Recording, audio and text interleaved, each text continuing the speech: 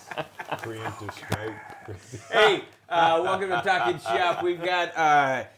We got Luke chapter 20, verses 27 through 40. Moses, marriage, death, resurrection, those kind of things. 7 brothers. Yeah. Leave away, spit on my Lord in every way. Yet I'm still welcome in the arms. All right. So it is Luke 20, 27 through 40. And this text starts out with a certain group of the Sadducees, as we are told, those who do not believe in the resurrection. Some Sadducees, which I learned in VBS, they are sad, you see. They are so sad, you see. Because they don't believe in the resurrection. Oh, wow. That's right. Sad That's all you you see. need I to know. get it. I live under a rock. I live under a rock. That's right. And so you get the preface that they don't believe in the resurrection, and then they come to Jesus with a question. What's their big question? It's a long one. It is a Tells long a question. story first. Right. There was a man There once was a man. Named who Moshe. married a woman. Moses, right? When a man loves Yeah, a they start with, woman. what is that? Deuteronomy 25, I believe, is Yeah, so it starts with a law given by is Moses, the right? law, right? Which is what? Yeah, What's supposed to Deuteronomy happen? 25:5, actually. Yeah. Yep. Yeah. It's, Or Genesis forgot to bring my 38. kippa, sorry. Yeah. Put it on. See, Anytime I do this, I gotta Oh, I'll give you my prayer put it shawl. on. He's gonna bring it. And you can just I wear put it. in my You can backpack. hide in it like you're in a cave. Talk in my tent. There was a man who. Anyway, it's about carrying on offspring and who's going to carry the line. And so, if according to Deuteronomy, if a man dies childless, then his brother is supposed to step in and make children for him, basically. Which wasn't weird.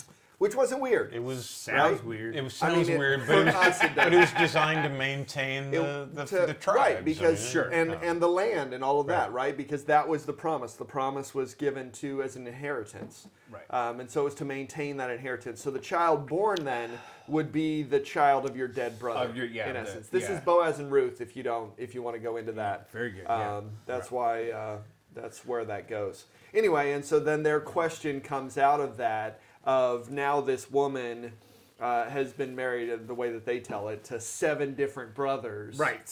And they're wondering how she's going to be a wife to 7 different brothers. Right. So In her the first resurrection, brother, yeah. no kids, dies.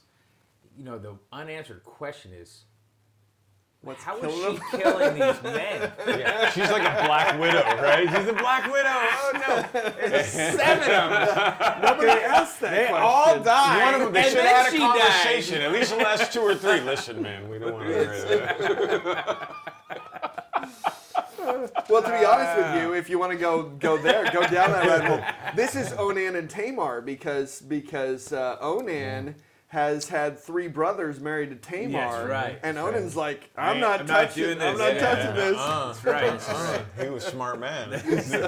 And he got struck dead. Yeah, So, that's what happens. So the question put to our Kinda Lord like the then Bible, right? is, in the resurrection, right? Whose wife is she? Right? She's been yes. 7 guys' wives, all brothers, Siete. all lawfully done, right? Yep. The way According to the according to the law. No children. No children. But now, whose wife is she? What are your feelings about this question, Tim? They're not mine. nice. They're not mine. You guys, everybody, you should go read what Schmidt says on this because I'm going to butcher it. But Yeah. he basically goes, it's just it's a bad question. Right. He says it's like when your mom says, you do something dumb when you're a kid, and your mom says to you, hey, if everybody was jumping off a cliff, would you jump off a cliff too? Well, of course not, right? You wouldn't? Yeah. And then you failed to do the good side of it, right? Well, if all of your friends were helping people, wouldn't you help people? Well, yeah. I mean, Yeah. you would. So it's an absolute, but it's a negative absolute that Okay. that they're asking, and Jesus like almost ignores it when he answers. Yeah, it's really absurd, right? Yeah, it's an they're absurd they're trying to question. play It's some an absurd clever game. game. Well, and the whole point of making the absurd question is to Yeah. show how absurd their or other people's beliefs are, Yeah. right? Right. To show how correct and logical and rational they are. Right. And so they bring up this absurd argument to Because show resurrection's absurd, and so here's the reason Right. why it's Right. absurd. Well, here's Right. this obtuse argument that Right. doesn't have an answer. You know, Right. kind of thing. Right. So then, so how does Jesus respond to this, Ernie? How does he get back? They've asked this kind of crazy question, and what's Jesus? How's he respond? Oh, well, There it is. There it is. We've been waiting, I think been he. holding that one back. Oh. Well, I think when we talk about, again, going back to the question and the wrong question and how that question indicates how far off base they were based on their disbelief of, or the rejection of the resurrection, is Jesus really puts into comparison of what earthly marriage versus what this looks like when we are raised. And again, if you're someone who doesn't believe in the resurrection, it's definitely a foreign, what's the word? It's a foreign concept, a reality to what you see. So I think here he is bringing up equal to angels and our sons of God being sons of the resurrection. I think he redirects them to what is true and what is important, rather than some inane question about 7 brothers and a wife, and he gets them back to what is eternal, what is true, rather than, as we talked about earlier, about what is confined to the present time, and to look eternally into what this resurrection brings. So I think that's what Jesus is, trying to do for them. Hopefully that answers your question, Paul. I don't. That was perfect, Ernie. Of course it was. Of Of course. That was great, Rock Ernie. solid right there. That was. I mean, I mean, it I has thought zero it was- application, I but thought it was it- rock solid. It was, Oh, why do I come here? Ernie, it was great. It was great. So but it's it like our is- comic relief yeah. in the Shakespeare plays, you know?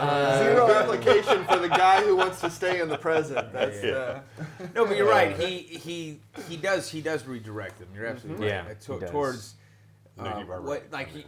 you're thinking of just basically it seems to me like he's saying you're assuming that this is just a continuation, the resurrection of the Of the dead, present. of what we already have, of what right? we know. Right, with what we know. Yeah. That's maybe even a better way to say it. That this is how we're going to define that. Right. And Jesus basically kind of crumples that up and says, no. And he, what? God's the God of Abraham, Isaac, and Jacob. Look at the Old well, that's where he Testament, goes. right? So because Yeah. he knows their real objection or their whole point of this is to show not the absurdity of marriage, Right. which is kind of what they're, Right. but the absurdity of the resurrection. resurrection. Yes. And so he gets it back to that point of going, if you want some evidence for the resurrection in Yeah. the Old Testament, let me show that to you. And One this- part that you won't dispute, right? Right, and the burning yeah, bush. because the Sadducees were only they only took as authoritative the 5 books of Moses. So you had to find evidence. So you can go to Daniel, you can go to Job, you can go to the Psalms and find the resurrection. Sure. But they wouldn't have taken any of that as Right. authoritative. And so he has to go into the 5 books, the Torah, and show them where this is at. Right. And so And since he was there. by quoting that, right? It's what God says to Moses through the burning bush, The bush. or the bush that was actually not burning but burning. Yeah, the right? bush that was on fire, fire, and yet not but consumed. Yes. being There we go. consumed, yeah. And he says that he is Syntax, when almost. he's asked his name, right? This is kind of the context, or maybe it's just when he starts out. I'm the God of Abraham, Isaac, and Jacob, right? And he asserts it, and as if they are still relevant. maybe are that he is still their God. Yeah, Gibbs does a good job of that. I don't know what Just does in his Luke commentary on this. Right. Gibbs does a good job of this in talking about the difference between the present tense verb and the past tense verb. Okay. Not I was the God of Right. Abraham and Isaac and Jacob. Oh. I am I am. the God of Abraham, Isaac, and Jacob. And there, Gibbs points out, they're dead. And we know that, Right. right? This is in Right. essence, this is Paul and Peter's argument in Acts. David is dead and we have his tomb with him. Right. And yet God says, you won't let your servant see corruption, all of these kinds of things. And so the argument here is Abraham and Isaac and Jacob are dead. Right. So if they weren't coming back to life, God would have said, I was their God.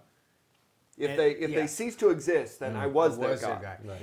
Yeah. And the second, I guess, verse 38 adds to that, right? Exodus 3, by the way. That he is the God Exodus? of The Bernie Bush? Yeah. Yeah. he is not the God of the dead, but of the living, right? Mm-hmm. So if that's your sort of premise, right? He's the God of the living, Right. Which they would agree with, Right. right? I mean, so he's like, then how is he their God, Right. right? Current state of Yeah. things. How is he present, still the God of Abraham, Isaac, and Jacob Right. if they are dead? if they are dead? Yes. Right? Which speaks of something greater, Right. something grander, Right. And so yeah, I think it's, part of it up to this point is sort of Jesus isn't playing their games, and he gets to the heart of the issue, which is the resurrection of the dead, and interesting. I mean, you could probably do a lot of this in a sermon. How we sort of do this too. We skirt away from the resurrection of the dead. Want to talk about maybe other things, Yeah. or focus other places instead of that being our central. Yeah, am I going to be married in heaven? Yeah, sound like, Well, I mean, man, the- what about marriage? Or Is it yeah, somewhere? talk about the Yeah. absurdity of it, right? Yeah. Trying to take this life into the next, Yeah, right? And Jesus reorients that completely and says, no, the resurrection is something foreign to us because in essence we are dead, right? You are dead in your sins. You're dead in your trespasses, and yet you're made alive in Christ. And so the It's gonna things make that it all we right. know in this dead life cannot show us what the life is to come. But we already have a God who clings to us and promises there is life to come. Behold, I make all things new. Yeah, yeah. I mean, And I so- think just as we always say in the Apostles' Creed, the resurrection of the dead, right? The resurrection of the body and the life everlasting. So I think it could be a good catechetical kind of approach too on that. Yeah. you Yeah, know. and I think that's the challenge for this particular text is all of our people are going to get hung up On the gotcha story. question of the Yeah. Sadducees, Yeah, right? yeah. They use yeah. this argument because it's a gotcha question. That's It's a good like point, yeah. I'm getting you hung up in this, and then you're gonna follow what I say because you're gonna be like, well, that makes sense because it's only what I know. Right. But it's the end of And- the church here, right? So it's going to be about resurrection. It's going to be about eternal And stuff. and so Jesus reorients that, and I think our job is to get our people past the thinking of this world, if The you will, and minors, the thinking of this majors, life, minors, and majors. put us back into the words Sure. of God, the promises of God, the realities of Christ. Right, and then the response, the last two verses just kind of summarize how this is received. And it's They two stop asking the him scribes. questions. We find out there's scribes there, right? And the scribes are basically Well, saying, that was good. "Man, that was good." Man, they're like, "Did somebody write that down?" Next time I'm arguing those Sadducees, I'm using that one. That was Yeah, good. that's a good answer. And then the next line is great. How the overall response is what? They stop asking. Yeah, nobody wants to Yeah. ask him anything. This is the last So this is challenge. Sadducees, Uh, right? this Yeah. is in Luke 20. So Luke 19 is the triumphal entry, Yeah. and the cleansing of the temple. And so this is, I think, the fourth challenge Right. that has come. You've got by what authority do you do this, and then you've got paying taxes to Caesar. So I guess that maybe this is the third challenge Yeah. in that line, and finally they're like, all right, we're done. Right. Yeah, Yeah, we're yeah, done we're with gonna you. plan to kill him. So, mhm. They're having a battle of wits, quoting the Bible with Jesus is probably not. Didn't go good for the devil. Well, Yeah. go good for you. Yeah, it's probably not going to work out well. Especially when he was there, right? He's quoting stuff he was Yeah. at. Right, Yeah, it's like, right. So I think at the end of the day, I think we would probably all agree. I mean, the goal here is to focus our hearers back to the resurrection Yep. of the dead. That's what Jesus This does. is our hope. This is what's about, and The promise And of you it. don't have. I mean that you don't have a fix on how that's going to be and what it's going to look like. That this is rest in the promises of God. Right, and that's what we are, people of promise, Yeah. always, Yeah. until he comes back. All Yep. right. Yeah. Nothing, Ernie. No? Good. Many things. Many. No, but I think. Oh, vida loca. No, But I think as I think about preaching it, it's just more of, just going from the scope of no resurrection versus faith in the resurrection, of how two lives are so different, and how we view everything, how we ask different questions based on those two scopes. It's almost so. What's the word? It's so. They're so opposite of each other of how we view everything. Changes the whole. I mean, that Changes changes your the whole perspective. And I paradigm. would Yeah. argue that many Yeah. times, at least I think many of my people, and probably myself too, are included in that, we live as if there's no resurrection.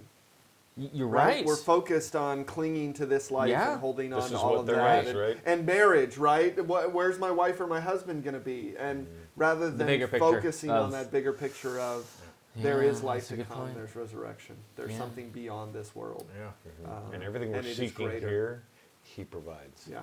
And Yeah. that's the beauty of the resurrection. All of your hope, all of your dreams, all of your love, all of your sexuality, all that stuff, he will provide it in the Right. resurrection, 100%. Right. And you won't be like, how do I get through it? You know? How am I gonna make it? How am I going to make it? Right, exactly. Somebody give me an instruction book for this one. That's right. All right. Hey, I hope that was helpful for you guys. At least some thoughts to get you going on your preaching. Check out craftofpreaching.com. Definitely David Schmidt's article on this text So good. will give some good insights. Like, subscribe, hit that little, I can't remember if it's a bell or check mark or whatever it is on YouTube. But follow us there, share us with your friends, and God bless your preaching.